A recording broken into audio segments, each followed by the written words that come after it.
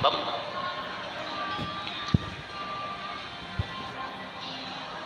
अब शिव जी ने आम का वृक्ष देखा, संतरे का वृक्ष देखा, शिव जी ने अनार का वृक्ष देखा, जाम का वृक्ष देखा, और पार्वती जी ने थोड़ी देर बाद बमूल का जो वृक्ष देखा। बमूल का वृक्ष,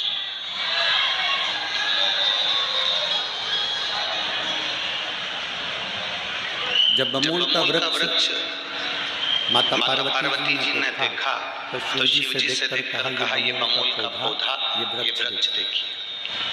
प्रभु, आम के वृक्ष में आम आता है, अनार के वृक्ष में अनार आता है, जाम के वृक्ष में जाम आता है, इमली के वृक्ष में इमली आती है। केवल ये बमूल का वृक्ष ऐसा है, इसमें कोई फल नहीं आता, इसमें कोई फल, इसमें कोई फल नहीं। केवल एक बमूल का वृक्ष ऐसा है कि जिसमें फल की कोई प्रतिभा नहीं दिखती, फल की कोई प्रतिभा नहीं। केवल एक वृक्ष यही ऐसा दिख रहा है जिसमें फल नहीं दिख रहा, फल न जाता।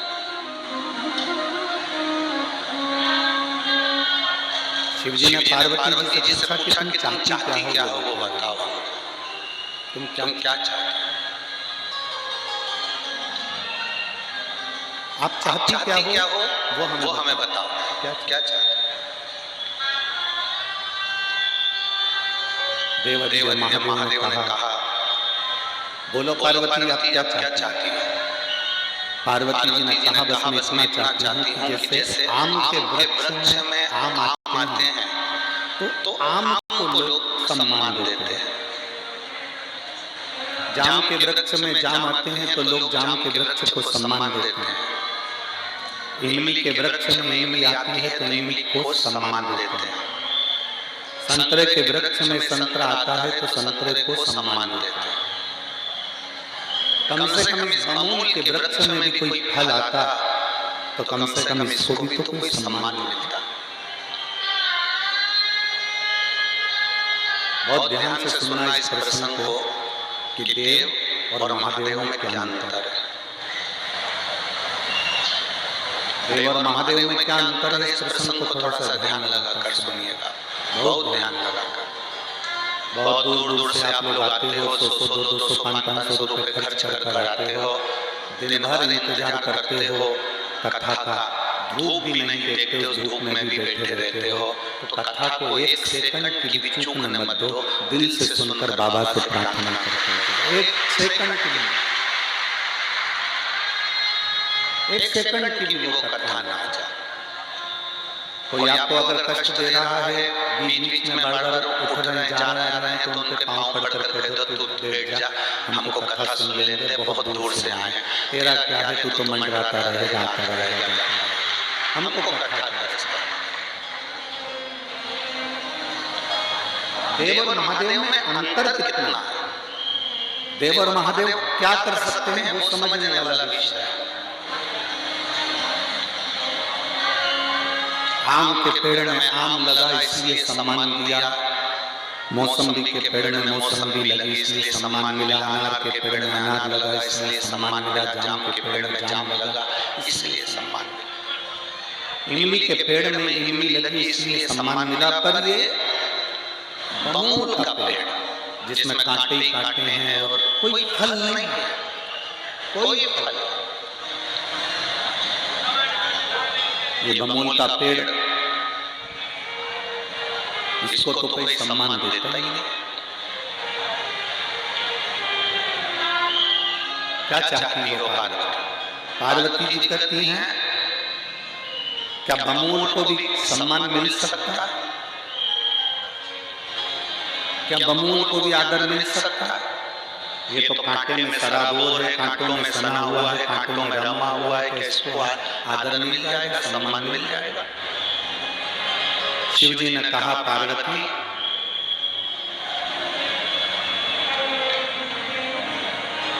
मैं क्या वर्णन करूं, दोनों के बाद संवाद हो रहे थे, उसी बीच में देवर्षि नारद का आगमन हो गया। श्रीमन नारायण देवर्षि नारद बता।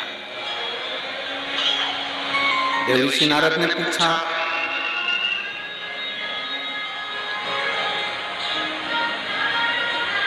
आज देवी और देव में क्या बात हो रही है?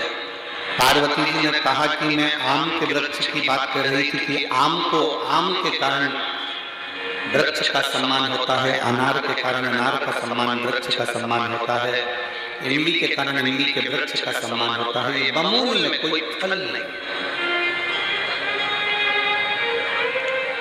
क्या इस बमूल का भी कोई सम्मान हो सकता है? देवर्षि नारद ने कहा, मां देवी माता, अगर बंजर भूमि पर भी कोई फूल खिला सकता है,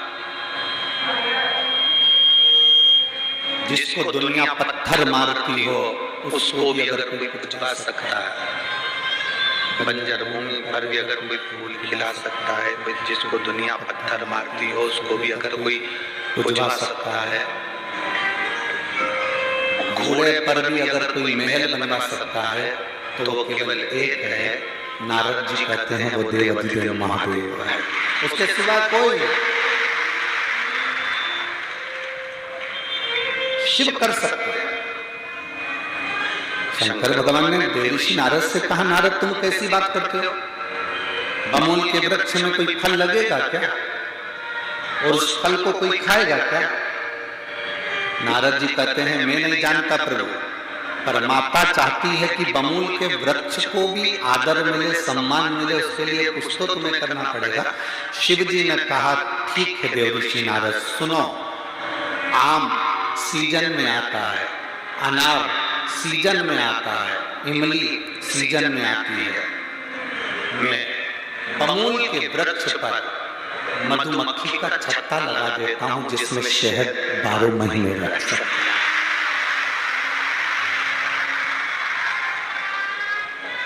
12 महीने शहद रह सकता है।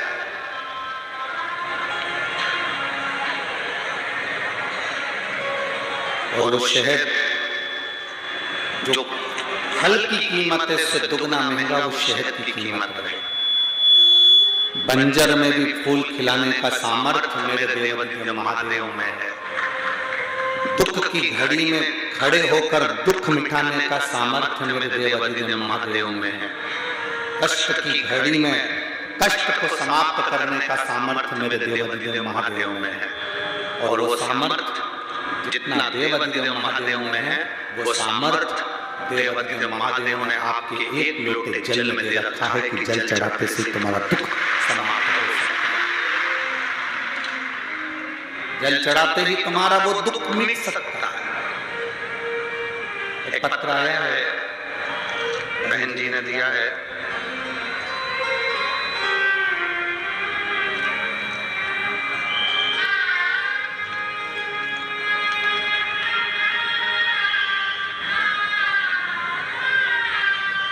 मैं सपना दीपक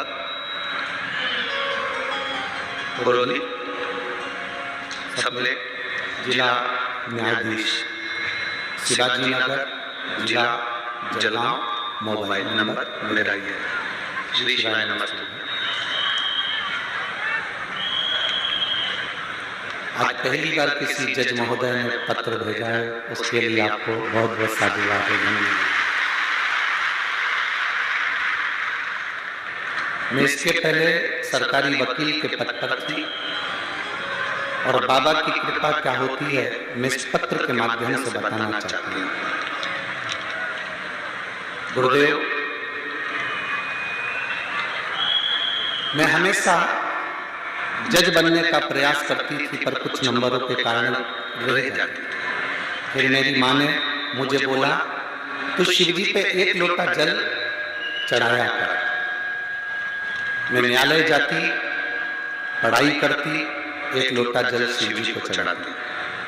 मेरी 3 परीक्षा हुई। उस परीक्षा में मैंने बाबा को प्रणाम करा, बेलपत्र शहद का शिव जी को समर्पित कर शंकर भगवान को जल चढ़ाया। आज बाबा का मैं क्या गुणगान करूं गुरुदेव। मेरे बाबा ने मुझे एक लोटे जल का फल दिया और मुझे जज बना दिया। मैं बाबा को धन्यवाद देता हूं। जज तो मैं बन गई, पर मेरी पोस्टिंग नहीं आ रही थी। गुरुदेव ऑर्डर नहीं आ रहा था हाथ में। मेरी माँ ने कहा कि चिंता मत कर, पशुपति नाथ के व्रत का स्मरण कर, एक बेलपत्री पर शहद लगा बाबा को विनय कर। मेरी माता के कहने पर मैंने वही किया और बाबा की कृपा से आज मैं ज्वाइनिंग ले ली हूँ और बाबा की कृपा से मैं न्यायाधीश के पद पर विराजमान हुई। बहुत बहुत साधुवाद। श्री शिवाय। नमस्ते। बैठिए। शिव तत्व ओघड़ी शंभु शंकर इसी को कहते हैं।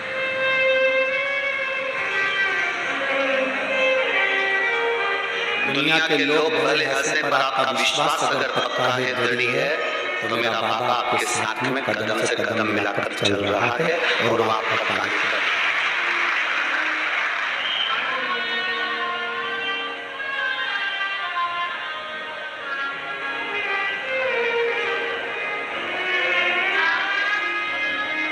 मेरे बाबा दया करना, मैं तेरे भरोसे, भोले बाबा दया करना, मैं तेरे भरोसे, ना घर के भरोसे हूँ, ना परिवार के भरोसे हूँ, मेरे बाबा दया करना, मैं तेरे भरोसे, भोले बाबा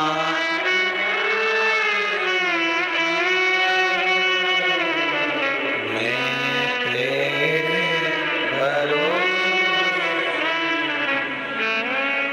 हम दुनिया के लोगों के कहने पर भले भटक जाए, हम दुनिया के लोगों के कहने से भले इधर उधर चले जाएं, पर शिव महापुराण की कथा करती अपना विश्वास टूटना नहीं चाहिए, अपना भरोसा मत टूटने दो। वो बमूल के वृक्ष को भी कीमत वाला बना देता है, शहद का छत्ता लगाकर भले उसमें फल ना लगे।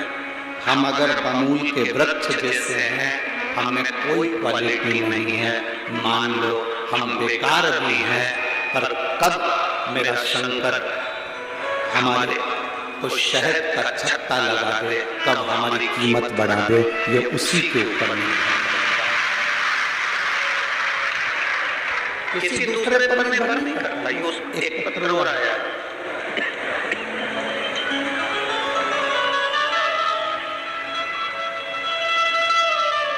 मेरा नाम सो रत्ना लक्ष्मण झावरे, मुकाम पोस्ट फेजपुर, तहसील यावल, जिला जलगांव। कहीं बैठे हो कहा हिला सकता है, अगर कहीं बैठे हो मेरा मोबाइल नंबर ये है। मेरा नाम सो रत्ना लक्ष्मण झावरे, मुकाम पोस्ट फेजपुर, तहसील यावल, जिला जलगांव। मोबाइल नंबर मेरा ये है। गुरुजी, मेरे जैसे गरीब पर मेरे बाबा ने कितनी कृपा करी, मैं क्या वर्णन करूं।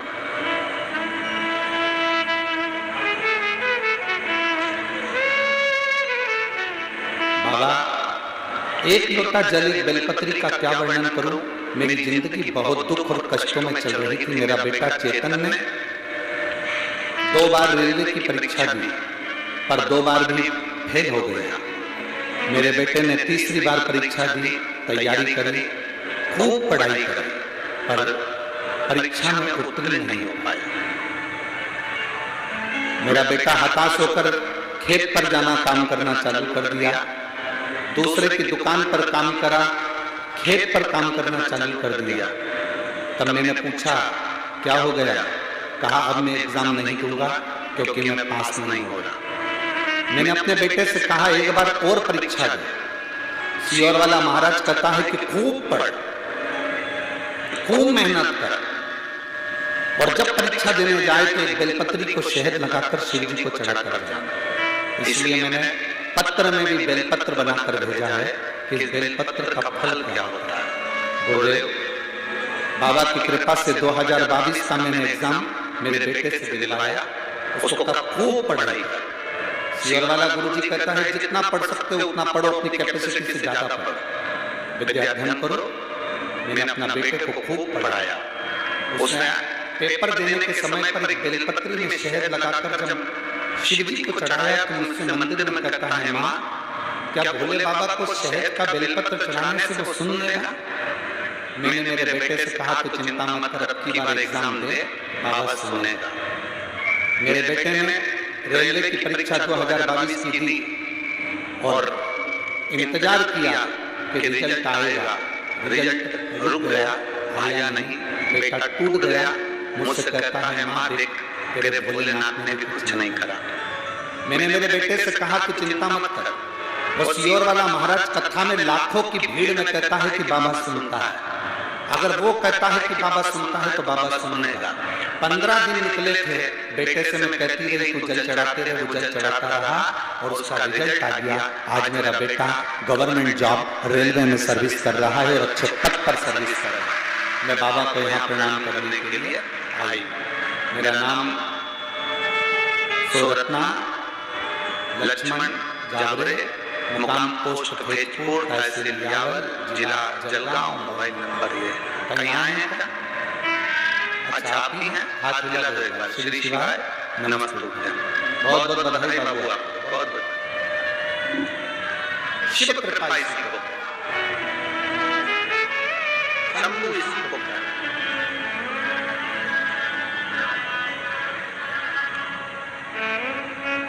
भरोसा शिव पर करा तो वो टूटेगा नहीं, ये निश्चित है। हमने आपको एक बार पहले भी कहा कि भरोसा हर किसी पर मत करना। घर के लोगों पर भरोसा करोगे एक बार टूटेगा, रिश्तेदारों पर भरोसा करोगे एक बार टूटेगा, परिवार पर भरोसा करोगे एक बार टूटेगा, कुटुंब कबीले में भरोसा करोगे एक बार टूटेगा, आस-पास वालों पर भरोसा करोगे एक बार टूटेगा, पर मेरे शंभू पर किया गया भरोसा कभी जिंदगी में नहीं टूटेगा। वो नहीं टूट सकता, तो टूटेगा ही नहीं। बोल बम का नारा है, जम के बोलो जरा, बोल बम का नारा है, बाबा एक साथ। ये भरोसे का शब्द है, मतलब हम बाबा के सहारे जी रहे हैं, हम बाबा के भरोसे जी रहे हैं।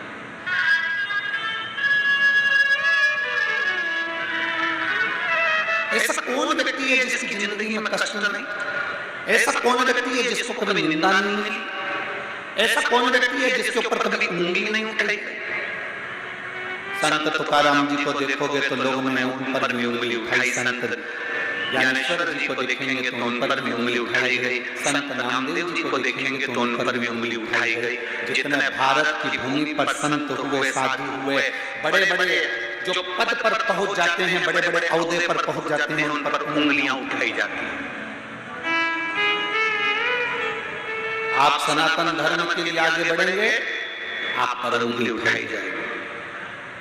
कोई बड़े पद पर बैठकर कोई मंत्री, कोई संतरी, कोई कलंतरी, कोई आमदार, कोई खासदार, कोई महापौर, कोई नगर पालिका का अध्यक्ष हो, महापौर हो, अगर वो कोई शब्द कह दे कि सारी समस्या का हल एक लोटा जल है, या भगवान की भक्ति करो, या सनातन धर्म की बात कह दे, तो बहुत सारे लोग ऐसे हो जाते हैं जो उनका कमेंट्स करना चालू कर देते हैं, उनका पाँव खींचना चालू कर देते हैं। तुम क्या इस बात को पक्ष लेते हो? क्या तुम इस बात को जानते हो? तुम तो उनका पक्ष ले रहे हो, तुम तो ऐसा कर रहे हो।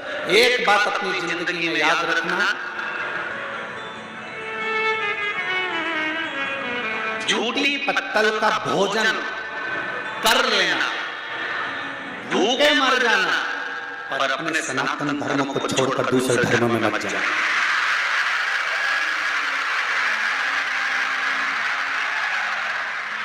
झूठी पत्थर का भोजन कर लेना, भूखे मर जाना, पर अपना सनातन धर्म छोड़कर दूसरे धर्म में मत जाना। कोई के हमारे धर्म में आओ, हम तुमको ऐसा कर देंगे, हम तुमको नौकरी दे देंगे, हम तुमको ऐसा बना देंगे, तुम हमारे से जुड़ जाओ, हमारे धर्म में आ जाओ। भूखे रह लेना, 15 दिन खाना मत खाना, पर दूसरे धर्म में मत जाना, बिल्कुल ना मत जाना।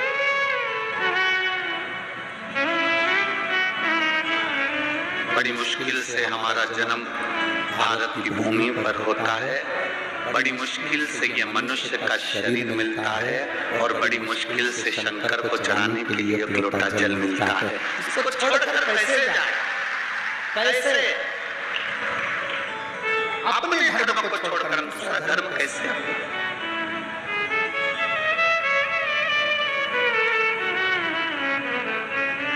शिव कथा कह रही है, वो शिव है, हार नहीं देता। राजा विक्रमादित्य का आपने चरित्र सुना होगा, जो शंकर का परम उपासक था, देवी का परम उपासक था।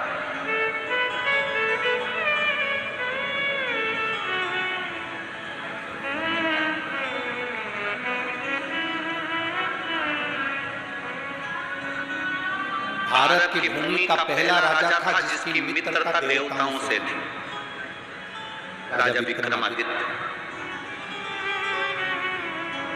पूरे ब्रह्मांड का, पूरे भारत की भूमि का पहला राजा था जिसके संबंध देवताओं से थे। उसके संबंध देवताओं से क्यों थे? किस लिए? क्योंकि राजा विक्रमादित्य प्रतिदिन शिव जी की आराधना करता था और माता रानी की आराधना करता था। पार्वती जी की आराधना करता था और शिव की आराधना। जो शिव और शक्ति इन दोनों की आराधना में लग जाता है, उसके संबंध, उसके रिश्तेदार, उसके नातेदार स्वयं देवता खुद बनने के लिए आते हैं और उसको अपना रिश्तेदार बना देते हैं।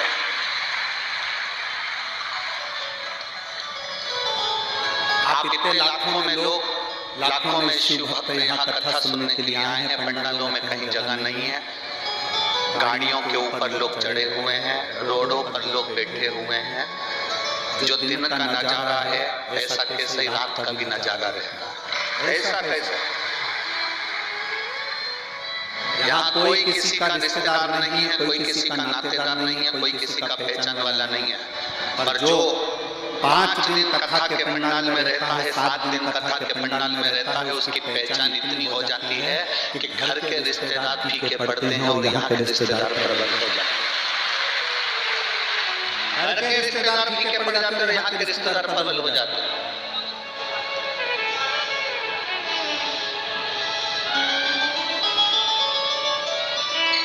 मैं जलगांव के ढोल वालों को,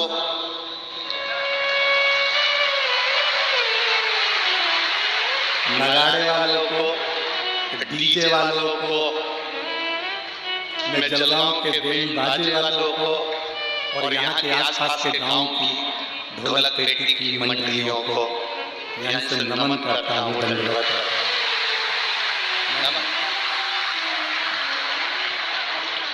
क्या दुनिया में किसी की शादी होगी ऐसा उत्सव रात्रि को देखने को मिलता है जब चारों तरफ डीजे, ढोल, बैंड और भजन और श्री शिवाय नमस्तुभ्यम नाच रहे, गा रहे, आनंद कर रहे, एंजॉय कर रहे। और उस बीच में लोडिंग में छोटे छोटे जो लोडिंग होते हैं, छोटे छोटे जो ट्रक जैसे होते हैं लोडिंग गाड़ियां, उसमें भरा भरा कर सामान, कोई चाय बना रहा, कोई दूध केसर का, कोई आइसक्रीम, कोई कुछ उस बीच में भरा भरा चारों तरफ कहीं कुछ बट रहा, कहीं कुछ बट रहा, ऐसा लग रहा जैसे बाराती आया। और जो जलगांव का व्यक्ति ये नजारा देख नहीं पाया, समझ लेना उसकी किस्मत ही बेकार थी।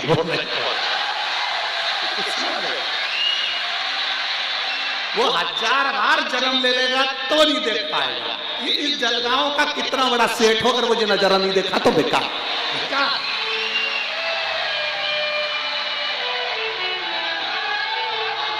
जिसने ये नजारा नहीं देखा वो गया, उसका जीवन ही बेकार, फिर वो उसका जन्म, उसका जलगांव में रहना ही बेकार। मतलब वो जलगांव में रहा, समझ लो कुछ खो दिया उसने, हीरा को।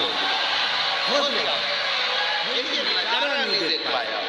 इतने शिव भक्तों का आनंद, इतने शिव भक्तों की अलमस्तता, इतने शिव भक्तों की रात को 2:30 बजे भी एक जैसे भजन में आनंद लेना, भक्ति में डूबे रहना, दिन भर कथा सुनना, रात को कीर्तन करना, और लोग हाथ जोड़ जोड़ के लो साहब चाय पियोगे, लो साहब दूध पियोगे। हम सोचते थे कि दिल्ली नोएडा के लोगों ने सबसे ज्यादा लोगों को खिलाया है, पर आज जलगांव ने सिद्ध कर कर बता दिया इसके बराबर कहीं नहीं खिलाया, इसके बराबर कहीं नहीं खिलाया। ओ कहानियां भर भर के लो साहब पानी, लो साहब पाऊ, लो साहब बाटल, लो साहब ये, लो साहब, अरे क्या हाथ जोड़ जोड़ के धन्य है रे जलगांव वालों, नजर उठवा लेना तुम्हारी। आपकी शिव भक्ति है। और महाराज शंकर शंकर है, ओघड़ी ओघड़ी, उसकी भक्ति सरल नहीं, उसकी भक्ति साजन। अब केवल एक दिन और रहा है, आज की रात्रि, कल तो सुबह 8 बजे से कथा होगी, 11 बजे विराम हो जाएगी, 1 बजे हम भी यहाँ से बाबा कुंवरेश्वर धाम के लिए रवाना होंगे। फिर 16 दिसंबर से वापिस अमरावती की कथा में 1 बजे से 4 बजे तक आप लोगों के मध्य टीवी चैनल के माध्यम से फिर मिलना हो जाएगा। ये तो शिव भक्ति मिला इस शरीर को मौका दिया। राजा विक्रमादित्य भारत की भूमि के वो राजा थे जिनकी मित्रता, जिनकी पहचान देवताओं से थी।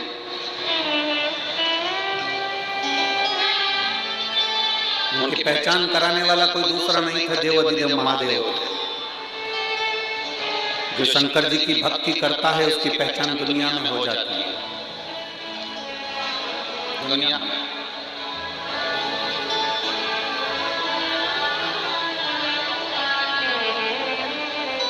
चौधरी परिवार को कोई जानता था कि नहीं जानता था पता नहीं, पर इन्होंने शंकर की भक्ति करी, शिव पुराण की कथा कराई, तो आप सब पहचान जाएंगे कि जगदीश चौधरी कौन है, तो भरत चौधरी कौन है, तो ये कौन? शिव की आराधना करने वाला, शंकर का गुणगान करने वाले को कभी कहीं नहीं जाना पड़ता, उसकी खुद आनंदता, उसकी मित्रता देवताओं से हो ही जाती है, उसका संबंध देवताओं से हो जाता है। और जितने यहाँ बैठे हो पंडाल में, जितने पंडाल के बाहर बैठे हो, जो गाड़ियों पर बैठे हैं, जो आस्था चैनल पर कथा सुन रहे हैं, फेसबुक यूट्यूब पर कथा सुन रहे हैं, जो मोबाइल पर कथा सुन रहे हैं, उनसे निवेदन करूंगा कि आप शंकर की कथा में मन लगाए हो, आप चिंता मत करना, आपकी भी पहचान स्वयं देवाधिदेव महादेव से है। आपका रिश्तेदार प्रबल है, आपका रिश्तेदार प्रबल है, वो शिव है। ओघड़ी शंभु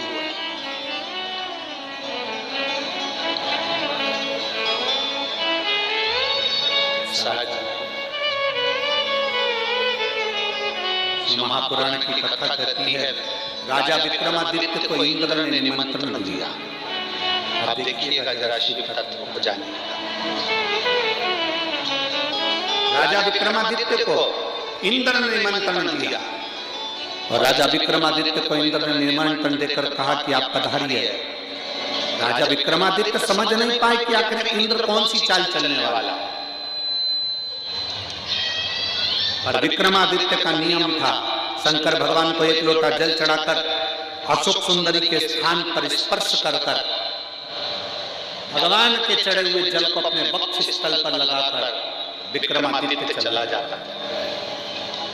राजा विक्रमादित्य चले जाते, चले राजा विक्रमादित्य इंद्र लोक में पहुंचे। इंद्र अपने सिंहासन पर बैठा हुआ है। इंद्र ने राजा विक्रमादित्य को इसलिए बुलवाया था क्योंकि पूरे देवलोक में राजा विक्रमादित्य की चर्चा हो रही थी। जिस व्यक्ति की बहुत चर्चा होती है ना, उससे मिलने का मन करता है। एक बार मिले तो चलिए आखिर है क्या।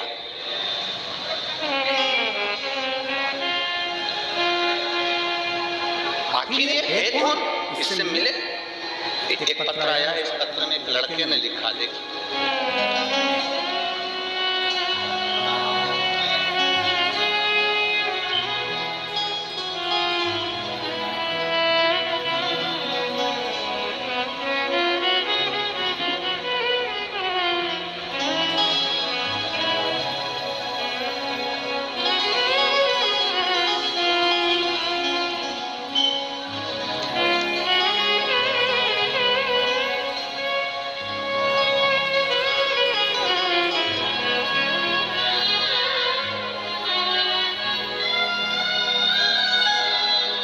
श्री समाधान दौलत शुभ, रंजना समाधान शुभ।